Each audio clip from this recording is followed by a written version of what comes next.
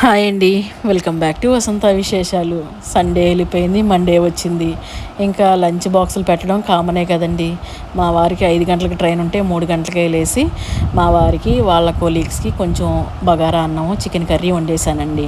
నేను లేనప్పుడు మా వారికి వాళ్ళు కొంచెం లంచ్ తెస్తారు కదా, నేను ఇంకా వైజాగ్ నుంచి కొంచెం వాళ్ళకి పంపిద్దామని చెప్పి బగారాను ఒక 6గురికి ఒక బగారా అన్నము, కేజీన్నర చికెన్ కర్రీ వండేసి మా వారికి బాక్స్ పెట్టి మా వారిని రైల్వే స్టేషన్ దగ్గర దించి వచ్చాను.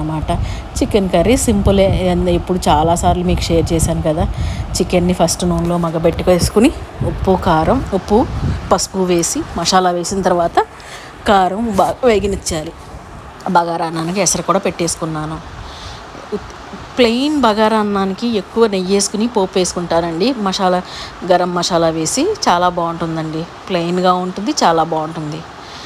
అదిగోండి మా వారికి చికెన్ కర్రీ బగారన్నం బాక్సుల్లో పెట్టేసి సర్దేసి తన్ని స్టేషన్ దగ్గర దించేసి మెల్లగా మళ్ళీ పిల్లల కోసమని వాళ్ళకి వేరే వంట చేయాలి. ఎగ్స్ కూడా ఉడకబెట్టానండి వాళ్ళ కోసమని. ఉడకబెట్టేసి ఇదిగోండి బాక్సుల్లో సర్దేశాను. ఇంతకీ మీరు ఏం వంటలు చేశారు? భర్తని పిల్లల్ని పంపించేశారా?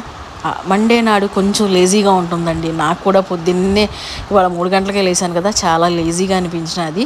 తర్వాత మా పిల్లల కోసం గుత్తొంకాయ కర్రీ వండేసాను. దానికి మసాలా ప్రిపేర్ చేసుకుని ఒకవైపు నుంచేమో వంకాయలు వేపేసుకుంటున్నాను నూనెలో. మసాలా కోసం ధనియాలు, జీలకర్ర, నువ్వులు, వేరుశనగ గుళ్ళు, ఎండుమిరపకాయలు, ఎండు కొబ్బరి, అల్లం, వెల్లుల్లి, పచ్చిమిరకాయలు ఇవన్నీ బాగా వేపుకుని వాటిని మిక్సీ పట్టించుకోవాలి.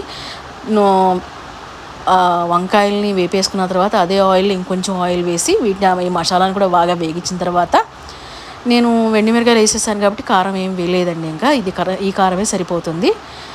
తర్వాత ఉడికేటప్పుడు వంకాయ ముక్కలు వేసేసుకున్నా. వీడియో నచ్చితే సబ్స్క్రైబ్